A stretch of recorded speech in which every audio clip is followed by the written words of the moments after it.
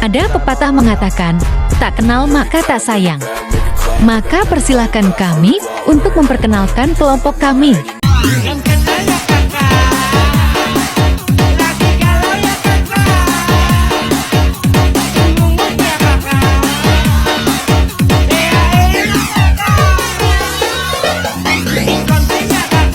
A few moments later. Lembaga keuangan. Lembaga keuangan merupakan badan usaha atau institusi di bidang jasa keuangan yang bergerak dengan cara memberikan fasilitas jasa layanan keuangan, menghimpun dana dari masyarakat, dan menyalurkan kembali untuk pendanaan ke berbagai kegiatan keuangan yang mempengaruhi jalannya perekonomian. Tak hanya itu, lembaga keuangan juga perlu memutar arus uang dalam perekonomian dengan mendapatkan keuntungan dalam bentuk bunga atau persentase.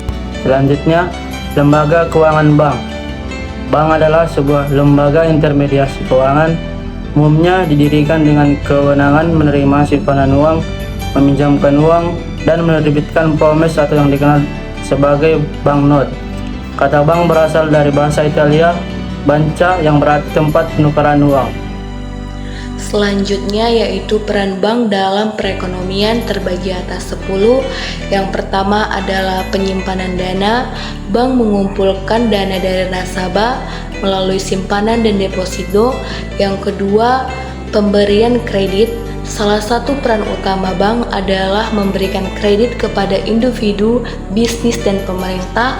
Yang ketiga adalah layanan pembayaran, yaitu bank menyediakan layanan pembayaran seperti cek, transfer, elektronik, kredit, dan debit.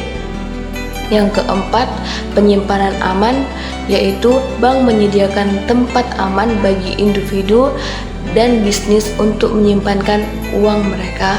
Yang kelima, pengelolaan resiko, yaitu bank membantu pengelolaan resiko finansial dengan menyediakan produk asuransi, derivatif, dan layanan manajemen resiko. Yang keenam, intermediasi keuangan, yaitu bertindak sebagai peranan antara pemberi dana atau nasabah dan peminjam individu, bisnis, atau pemerintah. Yang ketujuh, peran dalam kebijakan moneter, yaitu bank sentral adalah lembaga yang bertanggung jawab atas kebijakan moneter suatu negara. Dan yang ke-8, peran dalam kebijakan fiskal, yaitu bank juga dapat berperan dalam mendukung kebijakan fiskal dengan menyediakan pembiayaan kepada pemerintah melalui pembelian obligasi dan pemerintah atau kredit. Dan yang ke-9 adalah promosi investasi. Bank membantu individu dan perusahaan pengelolaan dan mengalokasikan investasi mereka. Dan yang terakhir ke-10 yaitu diversifikasi layanan keuangan, yakni bank terus mengembangkan dan diversifikasi layanan keuangan mereka untuk memenuhi kebutuhan beragam nasabah dan bisnis, termasuk layanan perbankan online, pinjaman berbasis teknologi, dan investasi berkelanjutan. Jenis-jenis bank. Jenis-jenis bank menurut fungsinya yaitu 1. Bank perkreditan rakyat, kedua bank sentral, dan ketiga bank umum. Jenis-jenis bank berdasarkan badan-badan usaha. 1. Bank berbentuk koperasi, yang kedua bank berbentuk perusahaan perseorangan, dan yang ketiga bank berbentuk firma. Jenis-jenis bank berdasarkan kegiatan operasionalnya. 1. Bank konvensional, dan yang kedua bank syariah. Selanjutnya, fungsi bank. Fungsi utama perbankan Indonesia adalah sebagai penghimpun dan penyalur dana masyarakat serta bertujuan untuk menunjang pelaksanaan pembangunan nasional dalam rangka meningkatkan pemerataan, pembangunan, dan hasil-hasilnya, pertumbuhan ekonomi dan stabilitas nasional ke arah peningkatan taraf hidup rakyat banyak. Selanjutnya yaitu peraturan dan pengawasan bank. Yang pertama adalah peraturan. Peraturan di sini kami dapat menyimpulkan ada 2, sebenarnya ada banyak, yaitu kewenangan untuk menetapkan tata cara perizinan dan pendirian suatu bank, meliputi pemberian izin dan pencabutan izin usaha bank, memberikan izin pembukaan, menutup dan pemindahan kantor bank, pemberian persetujuan atas kepemilikan dan kepengurusan bank, pemberian izin kepada bank untuk menjalankan kegiatan-kegiatan usaha tertentu, dan yang kedua adalah kewenangan untuk menetapkan ketentuan yang menyangkut aspek usaha dan kegiatan perbankan dalam rangka menciptakan perbankan sehat guna memenuhi jasa perbankan yang diinginkan masyarakat. Dan yang kedua adalah pengawasan bank, yaitu pengawasan bank secara langsung atau on-site supervision, terdiri dari pemeriksaan umum dan pemeriksaan khusus dengan tujuan untuk mendapatkan gambaran keadaan keuangan bank dan untuk memantau tingkat kepatuhan bank terhadap peraturan yang berlaku, serta untuk mengetahui apakah terdapat praktik-praktik tidak sehat yang membahayakan kelangsungan usaha bank. Selanjutnya, lembaga keuangan non-bank. Lembaga keuangan non-bank adalah lembaga keuangan yang melakukan proses penghimpunan dana dengan cara mengeluarkan surat-surat berharga. Perannya sebagai penghimpun dana dengan mengeluarkan surat berharga untuk disalurkan kepada masyarakat. Berikut ini jenis lembaga keuangan non-bank. Yang pertama, perusahaan asuransi. Yang kedua, pegadaian. 3, pasar modal. 4, koperasi simpan pinjam. 5, perusahaan leasing. 6, perusahaan modal venture. 7, finansial teknologi. 8, pasar uang. 9, perusahaan dana pensiun. 10, perusahaan anjak piutang. Fungsi lembaga keuangan non-bank. 1. Pemberi bantuan modal. Pertama, fungsi lembaga keuangan bukan bank adalah menyediakan bantuan modal untuk pelaku usaha. Pihak LKBB mempunyai berbagai penawaran fasilitas kredit, baik jangka pendek atau panjang. Yang kedua, menghimpun dana masyarakat. Fungsi berikutnya, lembaga keuangan bukan bank adalah mengumpulkan uang masyarakat melalui penerbitan surat berharga, pembukaan layanan deposito, dan banyak lagi. Ketiga, membantu likuidasi kas bisnis. Selanjutnya, fungsi lembaga keuangan bukan bank adalah membantu likuidasi kas bisnis. 5. Menjamin risiko finansial masyarakat. LKBB juga berfungsi dalam menjamin risiko finansial masyarakat dengan melakukan pengawasan terhadap sektor-sektor perbankan lainnya. Yang kelima, menjadi perantara transaksi. Adanya LKBB sangat membantu perusahaan di Indonesia memperoleh sumber modal berupa kredit dari luar atau dalam negeri. Yang keenam, mendirikan usaha bidang keuangan. LKBB memiliki hak untuk mendirikan usaha baru di bidang keuangan dengan persetujuan dari Menteri Keuangan. Biasanya usaha tersebut didirikan sebagai solusi atas masalah keuangan yang ada atau membantu masyarakat dalam hal finansial. Adapun perbedaan beberapa lembaga keuangan bank dan non-bank. Yang pertama yaitu bank. 1. Penghimpunan dana. 2. Secara langsung berupa simpanan dana masyarakat atau tabungan, deposito, dan giro. Yang ketiga, secara tidak langsung berupa kertas berharga, pernyataan, pinjaman, atau kredit. Yang keempat, yaitu penyaluran dana. Yang kelima, untuk tujuan modal kerja, investasi, dan konsumsi. Yang keenam, yaitu kepada badan usaha dan individu. Yang ketujuh, yaitu untuk jangka panjang, menengah, dan pendek. Yang kedua, yaitu non-bank. 1. Penghimpunan dana. 2. Secara tidak langsung dari masyarakat atau kertas berharga, penyertaan, pinjaman, atau kredit. Yang ketiga, penyaluran dana. Yang keempat, terutama untuk tujuan investasi.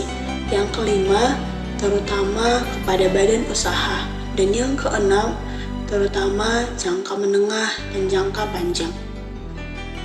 Bagian selanjutnya yaitu peran lembaga keuangan dalam ekonomi.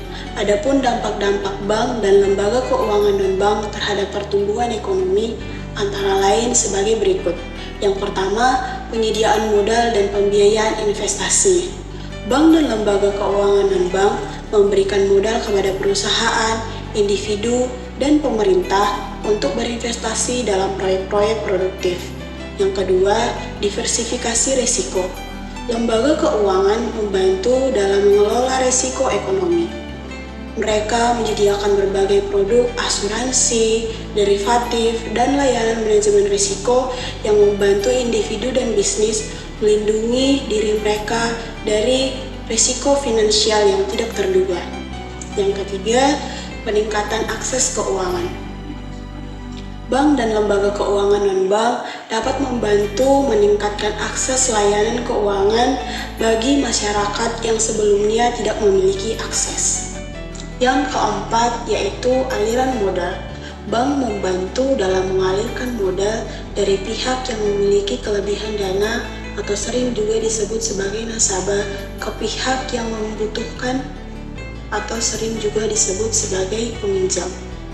Yang kelima yaitu pengelolaan likuiditas. Bank bertindak sebagai penyimpanan likuiditas dan memberikan solusi likuiditas bagi perusahaan dan pemerintah. Yang keenam, pendukung perekonomian digital. Dalam era digital, bank dan lembaga keuangan non-bank memfasilitasi transaksi online, perdagangan elektronik, dan vintage yang semuanya dapat mendorong pertumbuhan ekonomi dengan cara yang lebih efisien. Baiklah, selanjutnya mengenai kontribusi kepada peningkatan keuangan dan investasi. Yang pertama, penghimpunan dana, di mana bank dan lembaga keuangan non-bank mengumpulkan dana dari nasabah dalam bentuk simpanan, deposito, dan instrumen keuangan lainnya. Yang kedua, pemberian kredit, di mana bank memberikan kredit kepada individu, bisnis, dan pemerintah. Ini memberikan modal bagi perusahaan untuk berinvestasi dalam perluasan operasi, penelitian dan pengembangan, dan pembangunan infrastruktur. Ketiga, layanan investasi, di mana lembaga keuangan seperti perusahaan sekuritas dan manajer aset menyediakan layanan investasi dan manajemen portofolio. Yang keempat, konsultasi dan penasihatan keuangan. Bank dan lembaga keuangan non-bank juga memberikan layanan konsultasi dan penasihatan keuangan kepada nasabah. Yang kelima, likuiditas dan pengelolaan risiko. Lembaga keuangan menyediakan likuiditas dan solusi manajemen risiko yang membantu bisnis dan investor mengelola risiko mereka. Selanjutnya mengenai studi kasus dan contoh. Contoh bank terkemuka yang pertama, JP Morgan Chase & Company, merupakan salah satu bank terbesar di Amerika Serikat dan seluruh dunia. Bank ini menawarkan berbagai layanan perbankan, investasi, dan manajemen aset. Yang kedua, Bank of America. Bank ini juga merupakan salah satu bank terbesar di Amerika Serikat dan memiliki operasi yang luas di seluruh dunia. Yang ketiga, HSBC atau Hong Kong and Shanghai Banking Corporation, merupakan bank multinasional dengan jaringan global yang luas. HSBC adalah salah satu bank terbesar di dunia yang berbasis di Britania Raya. Yang keempat, Wells Fargo, salah satu bank besar di Amerika Serikat yang menawarkan berbagai layanan keuangan, termasuk perbankan retail, perbankan korporat, dan hipotek. Yang kelima adalah Citibank. Citibank adalah cabang dari Citigroup yang merupakan perusahaan jasa keuangan terdiversifikasi yang beroperasi di seluruh dunia. Selanjutnya adalah contoh lembaga keuangan non-bank terkemuka. Yang pertama, BlackRock. BlackRock adalah salah satu perusahaan manajemen aset terbesar di dunia yang mengelola dana investasi dan portofolio bagi klien institusional dan individu. Yang kedua, Berkshire Hathaway. Meskipun Berkshire Hathaway adalah perusahaan induk yang memiliki berbagai anak perusahaan di berbagai sektor bisnis, perusahaan ini juga memiliki operasi asuransi dan investasi yang signifikan. Yang ketiga, Vanguard Group. Vanguard adalah perusahaan manajemen aset yang terkenal dengan reksadana indeksnya dan memiliki berbagai produk investasi. Yang keempat, State Street Corporation. State Street adalah perusahaan jasa keuangan yang terkenal dengan layanan kustodian dan manajemen aset yang melibatkan pasar keuangan global. Yang keempat, AIG, yaitu American International Group, adalah salah satu perusahaan asuransi terbesar di dunia yang menyediakan berbagai produk asuransi dan layanan keuangan. Yang keenam adalah KKR, di mana merupakan salah satu perusahaan modal ventura dan investasi swasta terkemuka di dunia. Oke. Umur kakek sudah menyumbang. Kamu tetap saya kasih. Emang boleh. Semoga bermanfaat untuk semua. Kami undur. Terima kasih.